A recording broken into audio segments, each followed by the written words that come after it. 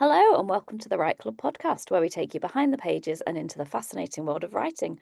I'm Mary, and I'm joined as always by my lovely co host, Beth. Hi, Beth, how are you?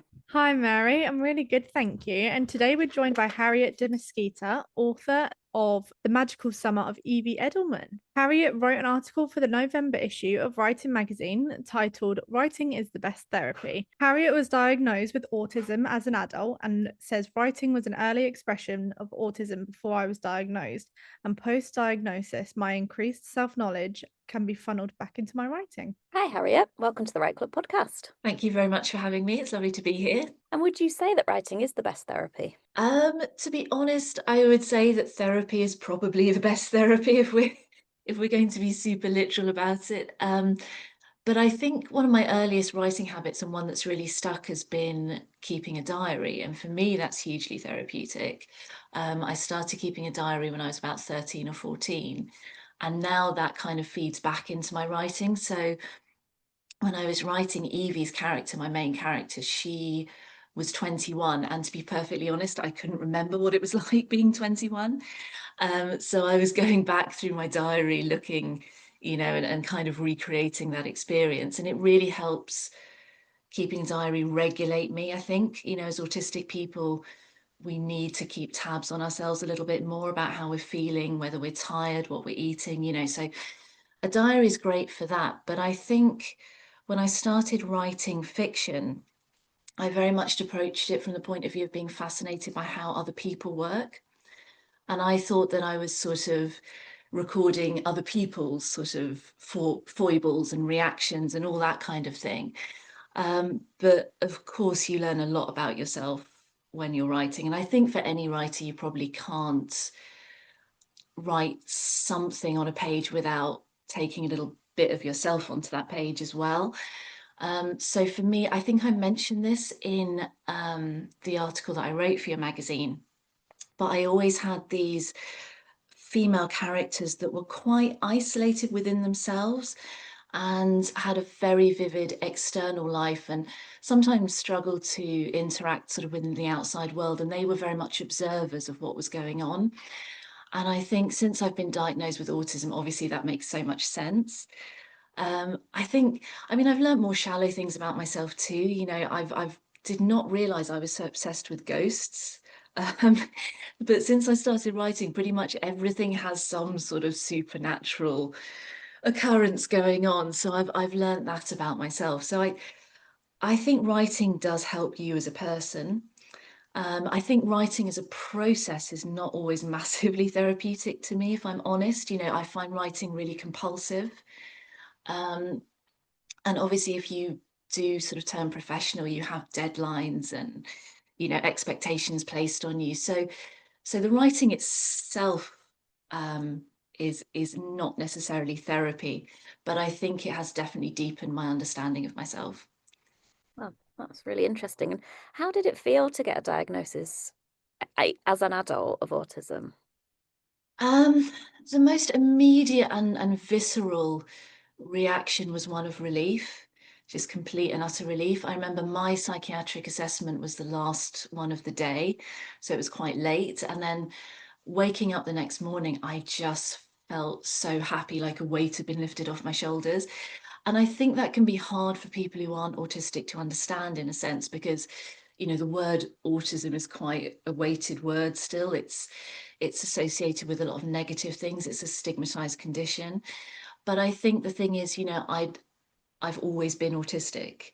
I just didn't know for 36 years. And so I think growing up and having that difference and not really understanding that and trying to work out why people react and perceive the world and communicate in a way that's so different to you is really tough. And I think without that knowledge that you're autistic, you often just jump to the conclusion that you're doing things wrong.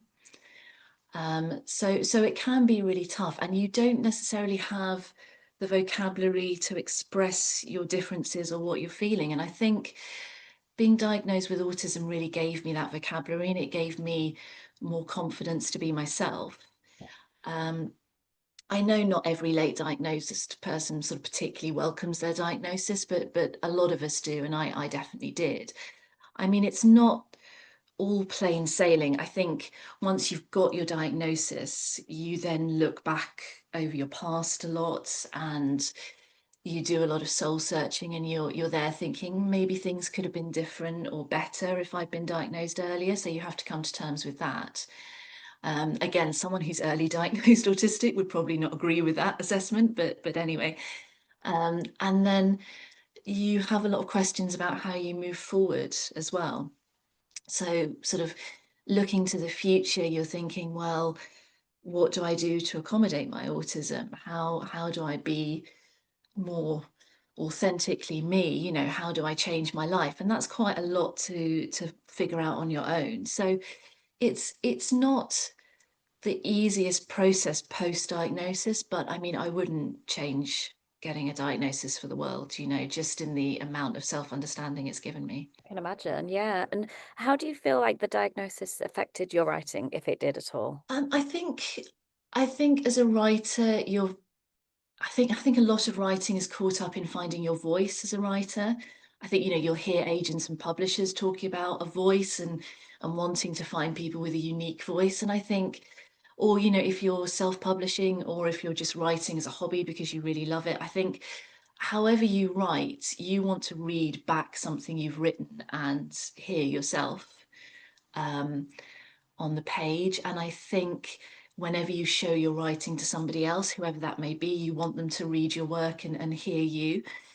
And I think, as I was saying earlier, there were sort of themes within my writing, like these sort of lone female characters and the kind of contrast between internal life and external life, and memory is a big thing for me. And I think after I got my diagnosis, I realized why those things interested me, and I realized why I wanted to talk about those things. So I think my voice as a writer really crystallized post-diagnosis. And I think it motivated me too. You know, I think being an autistic girl, you know, autism is so underdiagnosed in women and girls. It really gave me a push to want to write about autistic women and want to put those characters in fiction, because I didn't see many autistic characters in fiction, or many openly autistic ones anyway. So it gave me a little bit of a push and a bit more impetus. So I think it's given me quite a lot of identity as a writer. Oh, that's really interesting. And in your article for Writing Magazine, you did mention that you'd experienced synesthesia, which is a mouthful to say. Yes. Can you explain what that is for us and just how that affects you and your writing? I'll try. It's quite a mouthful to explain as well, actually. But so synesthesia is a sensory condition, and it's not. It doesn't just occur in people who are autistic. Although if you are autistic, you're far more likely to experience it than if you're not autistic. And you could describe it as, I suppose, the senses getting mixed up. Or senses kind of melting into each other. So you might be able to smell a color or see a sound. I think the most kind of common image of synesthesia is being able to see colors and shapes when you hear music. That's one that sort of most people know. Um, for me, in terms of words, if I think of a word or hear a word, I immediately see that word in my mind. It's backed by a color, and the words feel quite 3D to me, so I can kind of feel if a word is quite sort of short and spiky, or if it's kind of longer and flowing. So I think that makes writing quite an intense experience for me.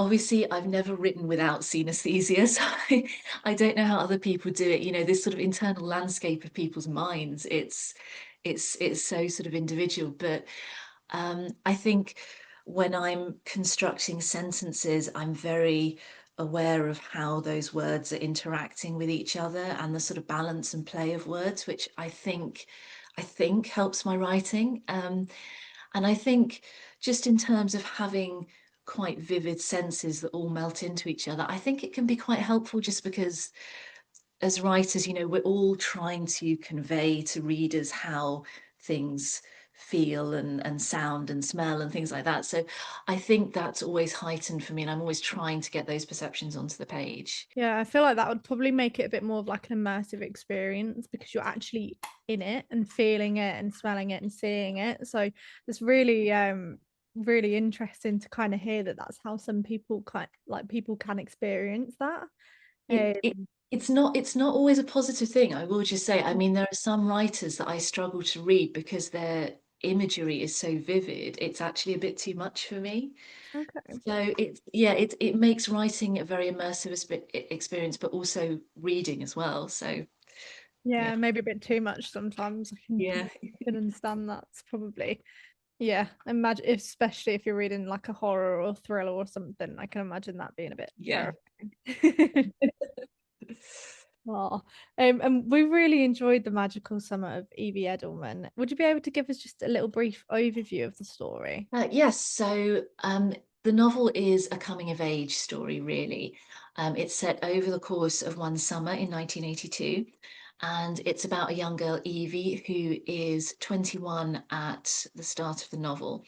And we follow her from living a very kind of claustrophobic, quite conventional existence with her parents in an affluent suburb of Leeds, and being part of a Jewish community there, but really being quite a misfit and not really feeling that she connects with anybody, to leaving behind everything she knows, going down to a little village in West Yorkshire and trying to set herself up there, be independent, and trying to set herself up as the friendly white witch of the village. Because Evie is very convinced that her differences from other people are because she's a witch. Evie's parents are not as convinced by this, and she's been given a diagnosis of Asperger's, which would be autism today. And Evie finds herself in a love triangle. Her first love, Alex, moves into the village with his new wife, and she meets this tall, dark, handsome stranger who might not be everything he seems. So Evie has to overcome a lot, and I think in the book we watch her grow up, and she's exploring herself through witchcraft, but I would suggest she's also exploring her neurodivergence as well. And it's about a woman who is unconventional, forging a solo path for herself in life, and how she deals with that. Yeah, it's a brilliant description. And voice is incredibly important in the novel, which is written as a free-flowing diary entry, which is really immersing the reader in Evie's life. We get to know her through her thoughts and also her interactions with others, which often highlights her differences. And I really love the line, "She didn't understand me, but the lack of understanding on her part was natural and therefore all right."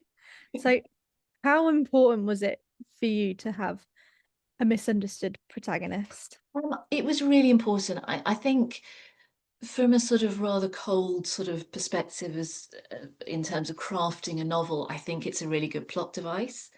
I think it drives the story forward, and I think it drives characters forward, you know, because we all change a little bit and maybe grow a little bit, or just react, and things change in terms of having misunderstandings with other people and things getting lost in translation.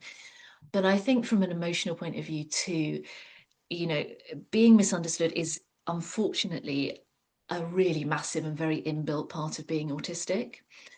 And I just don't think it would have been realistic to have an autistic character that everyone's fine with and everybody gets, you know, and is in the sort of center of things socially. Um, you know, that certainly wouldn't have been the case in 1982, and it unfortunately isn't really the case now either.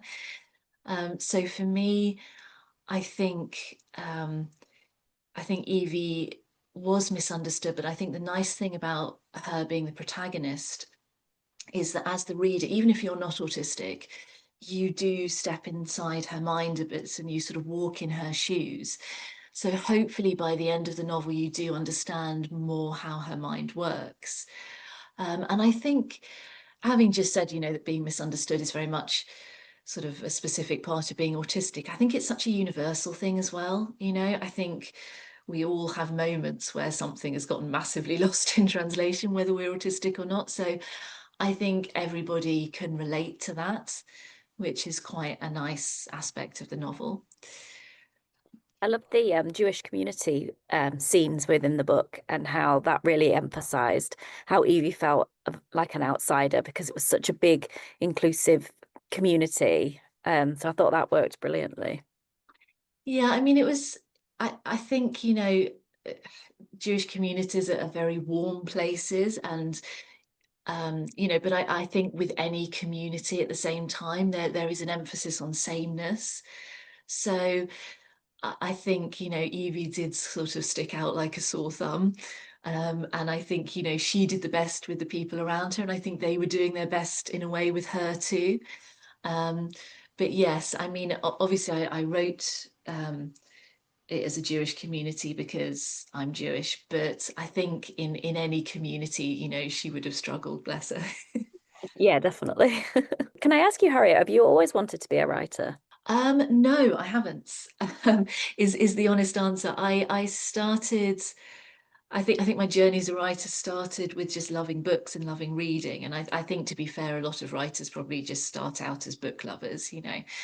And I was lucky enough to grow up in a house with a lot of books, which I think makes a huge difference, positive difference on children when they're growing up. But I wanted to be a ballet dancer when I was younger, and I did a lot of ballet. And I always enjoyed English at school, and I had an English teacher at junior school called Mr. Walden, who always told me that I'd be a writer, which was really sweet of him. But I didn't choose to study it at university. I majored in psychology and wanted to be a clinical psychologist, which I think probably circles back to the why of human behavior, and that being so fascinating to me as an undiagnosed autistic person, probably. Um, but I think with any writer, you never sit down with certainty as a writer. It's not like you ever sit down in front of a blank page or a blank screen and think, oh, yeah, I can do this. I think there's always that element of sitting down thinking, oh, I hope something good comes out when I start writing. There's always that insecurity there.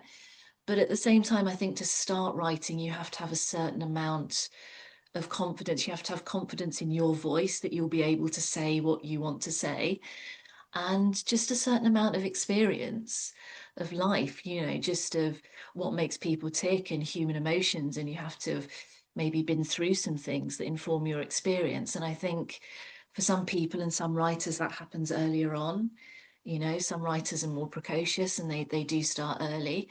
For me, I began writing early to mid 30s, and that was when I really felt ready. And I think being autistic, I think for neurodivergent people, we just sometimes need more time. So I came to writing fairly late, but I'm glad I got there eventually. And does Mr. Walden know that you've written a book? Yes, I sent him a copy of my book, and he said I shall go through it and let you know my critique. Oh gosh. Yes, no, I'm still waiting on Mr. Walden's critique. I'm slightly quaking in my boots, to be honest, but there we go. That's so funny, bless him. I'd be like, yeah, just keep the book. I don't want to hear what you think. Yeah. Thanks.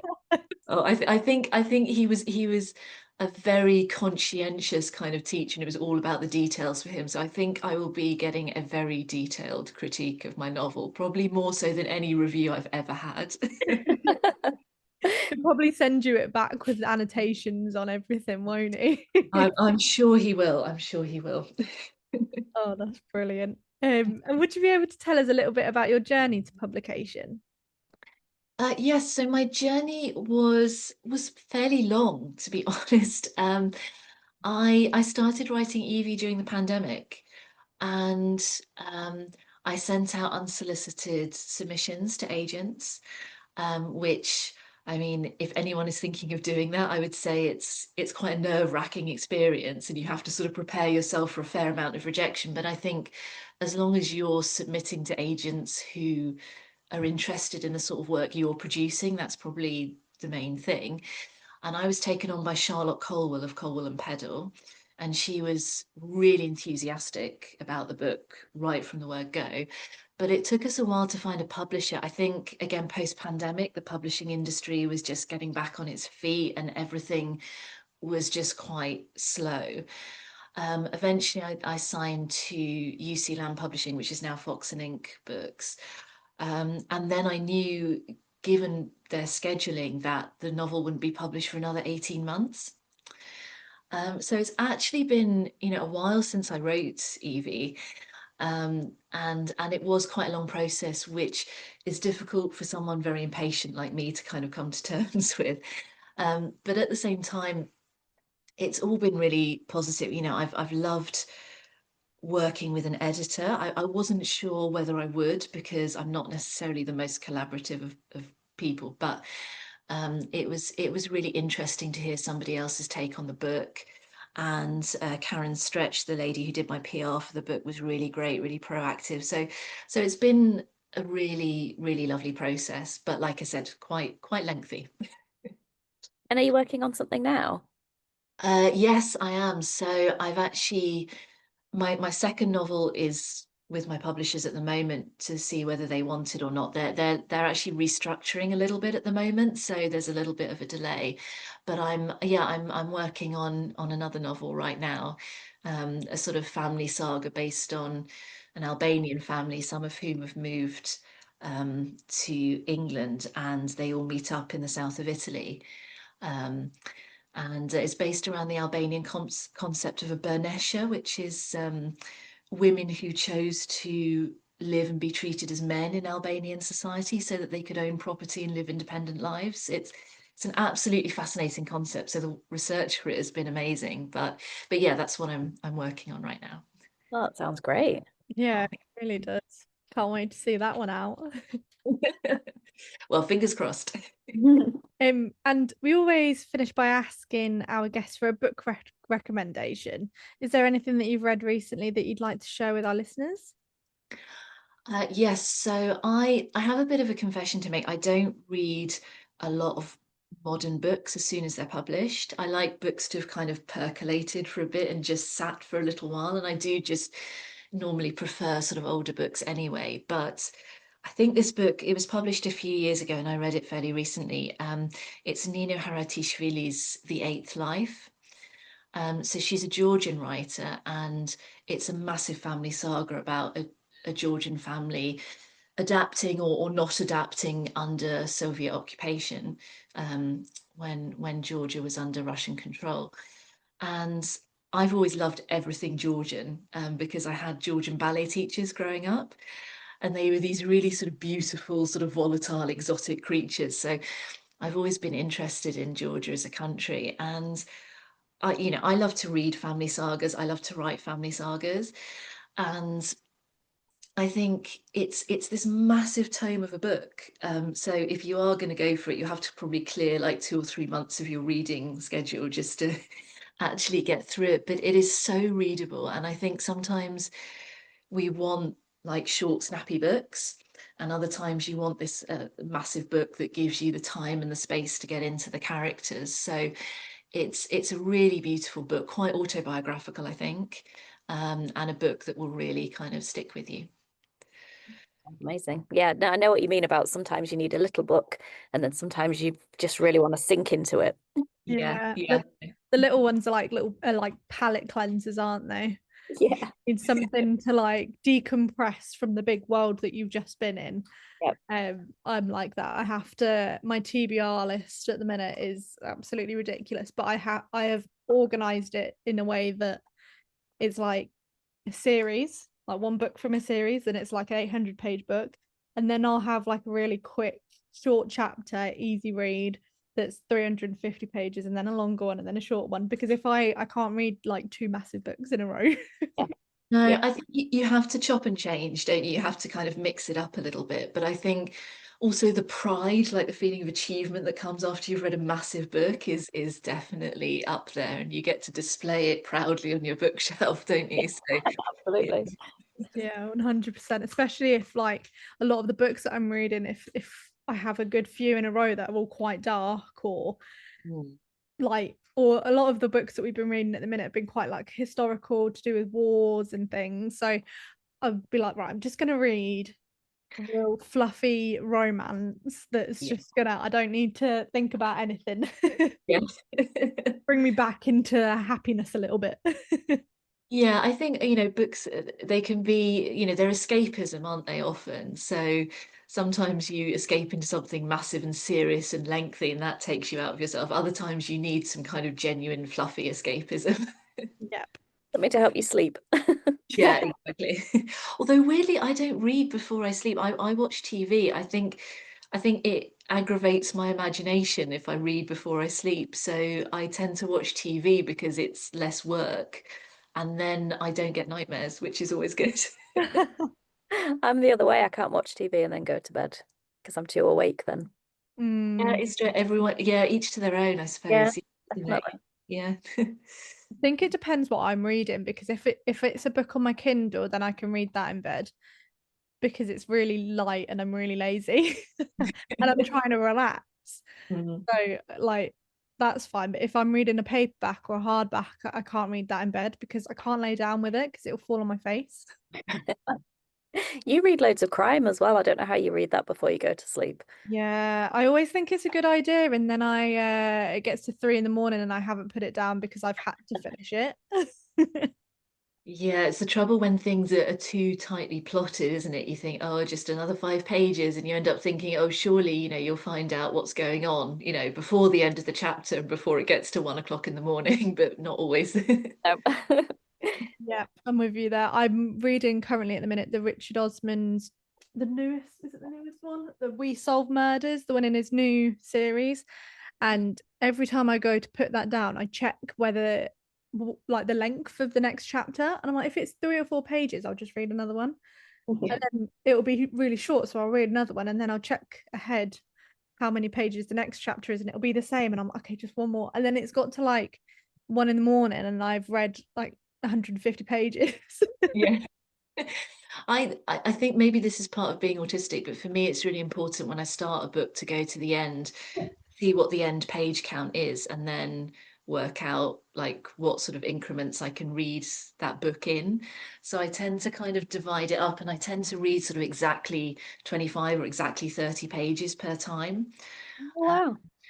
which obviously like is really frustrating if the something exciting happens on page 26 and you've gotten to page 25, but that's normally how I do things. So I enjoy reading, and I know sort of breaking it down and regimenting it like that, it might not look to other people like I do, but that's how I get through a book in sort of pre-designated increments of book. I guess it's controlling it a little bit, isn't it? Rather than being controlled by the book, which I definitely am.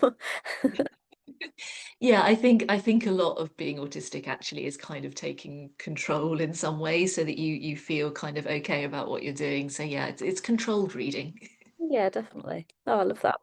Well, it's been absolutely lovely to talk to you, Harriet, and thank you for joining us on the Right Club podcast. Thank you. It's been an absolute pleasure. Thank you for having me. It's been brilliant having you on. Thanks so much. Oh, thank you. Thanks for tuning into the Right Club. We hope you enjoyed this episode and feel inspired to keep writing. Don't forget to sign up for our newsletter at Writers Online, your go-to for writing tips, competitions, and exclusive updates. Plus, you'll never miss an episode of the Right Club. Until next time, happy writing.